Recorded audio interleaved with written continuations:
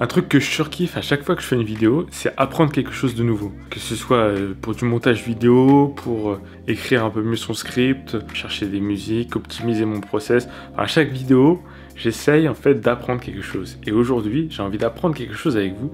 J'ai envie d'apprendre la 3D, puisque j'adore faire de la 3D. C'est vraiment le genre de choses qui me stimule, et qui stimule un peu mon imaginaire et tout ce qu'il est possible de faire. Et en ce moment, je sais pas pourquoi, mais je me suis toujours dit ça serait trop stylé de pouvoir modéliser un avion en papier. Tu vois, là, le genre de truc que tu faisais en classe là, ça, juste pouvoir le modéliser et puis ensuite le faire voler où on veut. Alors, c'est sûr, peut-être aujourd'hui, on va peut-être pas réussir à le faire voler et en plus à l'animer, mais j'aimerais bien au moins apprendre à le modéliser. Du coup, cet épisode fait partie d'un épisode de plusieurs vidéos pour réaliser un effet spécial, donc d'un avion en papier qui se plie et puis qui s'envole.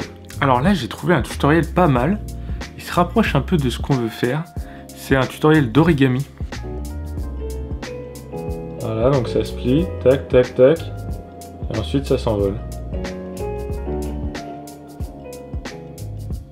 J'ai regardé plusieurs tutoriels et voici ce que j'ai compris. Donc voici mon avion en papier. Eh bien, l'avion en papier, à la base, c'est un plan. Voilà, on va commencer comme ça avec un plan. Ça va permettre de faire à ce qu'on ait toutes les pliures qui soient déjà faites. Et ensuite, il va falloir qu'on crée l'armature. Pour chaque pli, il y aura un espèce d'os, ils appellent ça un bones en anglais, qui va permettre, par exemple ici, là il y aura un bone pour plier ici comme ça. Là il y aura un bone pour plier ici comme ça. Et à chaque pli, il y aura un os différent pour pouvoir animer l'armature. Alors là, ça va être chaud patate parce que vu le nombre de plis qu'il y a, un bone par pli, il y en a pas mal quoi. Et d'ailleurs, je pense à une autre technique, c'est qu'on va carrément prendre en photo, comme ça, on l'importera directement dans Blender et on aura directement les lignes de pliure. J'ai modifié un petit peu dans Photoshop, je l'ai recadré au format A4 et maintenant, comme ça, on a une image un peu clean avec laquelle on peut commencer facilement. Voilà, du coup là, j'ai pris l'outil qui permet de couper des faces. Et là, en fait, je suis en train de faire toutes les coupes qui correspondent à toutes les pliures. Honnêtement que c'était la partie la plus facile parce que maintenant, quand il va falloir rajouter l'armature, les différents os qui vont réussir à faire bouger les pliures, là, ça va être chaud patate. Là, j'ai mis tous les os, donc tous les bones. Et maintenant, le but, ça va être de relier chaque bones à chaque face qu'il contrôle et réussir à faire une pliure, quoi. Là, je pense qu'on tient un truc là. Là, je pense qu'on n'est pas loin de la vérité, là. Là, la grande question que je me pose, c'est est-ce que je vais avoir le temps de finir avant minuit ce soir? Parce que là, vu comment c'est galère, je pense que ça va être un bon gros challenge. Bon, en fait, je sais vraiment pas si je vais y arriver. Grosso modo, j'ai un gros problème entre l'assignement des différents os aux différentes faces. Les faces bougent pas bien, elles sont pas bien alignées, et puis même les os ils sont pas bien alignés avec les faces. Donc c'est vraiment un bordel sans nom. Je sais pas comment je vais faire. Je sais pas du tout là. Bon, là c'est impossible, j'y arrive pas. Il y a trop de notions que je connais pas encore et en fait je me suis lancé dans un truc vraiment trop ambitieux. J'aurais dû faire vraiment step by step parce que là déjà il y a énormément de pliures sur un avion en papier et en plus de ça il y a toutes les notions d'armature et de bones, donc d'os qui sont reliés à d'autres os pour faire bouger l'armature et je connais pas encore du tout ça.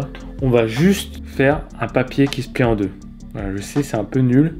Mais au moins, on aura cette notion d'apprise. On est reparti sur quelque chose de très basique. Un seul os avec un seul plan coupé en deux.